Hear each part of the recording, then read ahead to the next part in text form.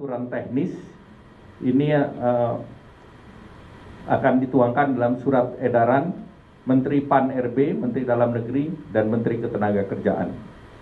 Kelima, potensi penghematan dari kebijakan work from home ini yang langsung ke APBN adalah 6,2 triliun berupa penghematan kompensasi BBM, sementara total pembelanjaan BBM masyarakat berpotensi untuk dihemat juga sebesar 59 triliun. Keenam, pemerintah juga melakukan langkah strategis dalam pengelolaan keuangan negara melalui prioritisasi dan refocusing belanja kementerian dan lembaga. Pengalihan anggaran dilakukan dari belanja yang kurang prioritas seperti perjalanan dinas, rapat, belanja non-operasional dan kegiatan seremonial.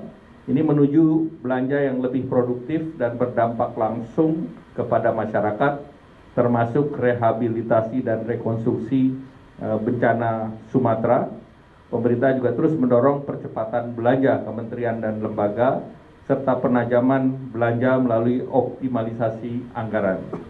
Potensi prioritisasi dan refocusing anggaran kementerian dan lembaga ini dalam range 121,2 triliun hingga 130,2 triliun. Yang ketujuh, sebagai bagian dari upaya kemandirian energi dan efisiensi energi, pemerintah menerapkan kebijakan B50. Ini mulai berlaku 1 Juli 2026. Pertamina telah siap untuk mengimplementasikan blending, dan ini berpotensi mengurangi penggunaan BBM berbasis fosil sebanyak 4 juta kiloliter. Dan ini dalam 1 tahun, tentu ini dalam 6 bulan ada penghematan dari fosil dan juga ada penghematan subsidi daripada biodiesel yang diperkirakan nilainya 48 triliun. Untuk memastikan distribusi BBM, pemerintah akan melakukan pengaturan pembelian dengan penggunaan barcode My Pertamina dengan batas wajar 50 liter per kendaraan, tetapi ini tidak berlaku bagi kendaraan umum, dan untuk detailnya nanti akan disampaikan untuk energi ini oleh Pak Menteri ESDM. Kemudian selain langkah di atas, pemerintah mendorong optimalisasi daripada program makan bergizi gratis sebagai program, dan program ini diarahkan untuk penyediaan makanan segar selama 5 hari dalam seminggu dan tetap memperhatikan pengecualian seperti untuk asrama, daerah 3T, dan daerah yang dengan tingkat stunting tinggi. Potensi penghematan dari kegiatan ini mencapai 20 triliun. Dan keseluruhan kebijakan ini merupakan bagian dari transformasi struktural menuju ekonomi yang lebih efisien, produktif, dan berdaya tahan. Dan pemerintah mengajak seluruh masyarakat dan dunia usaha untuk tetap produktif, berpartisipasi aktif, dan mendukung efisiensi dan transformasi budaya kerja ini. Terima kasih, kami kembalikan.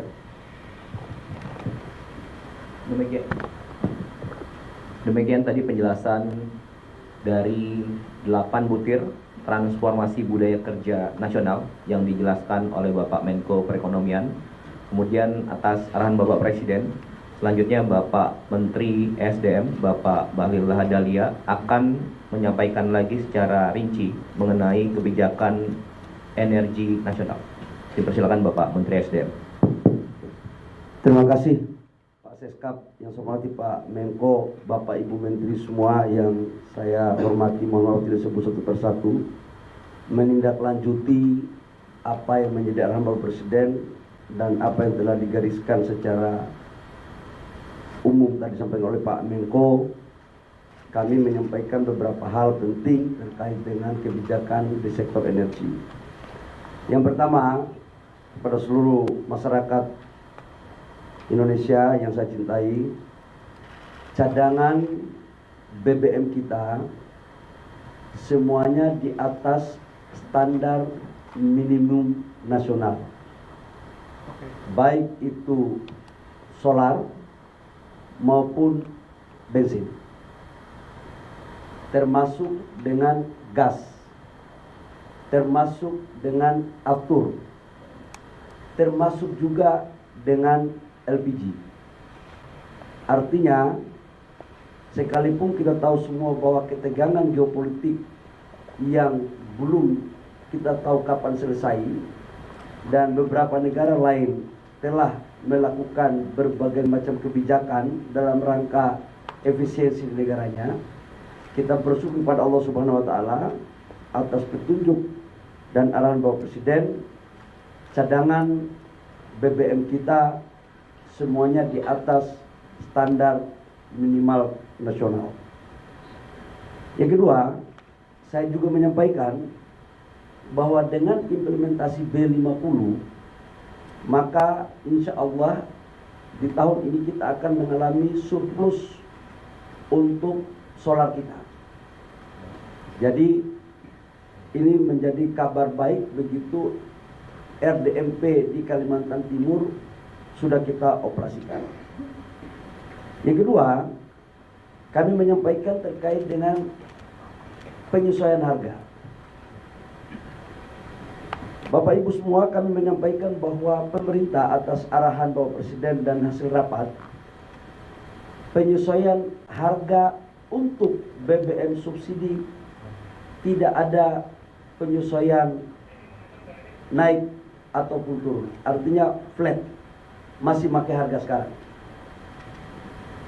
Untuk BBM yang non subsidi sampai dengan hari ini, kami dengan tim Pertamina maupun dengan SPBU swasta lain sedang melakukan pembahasan sampai waktu selesai.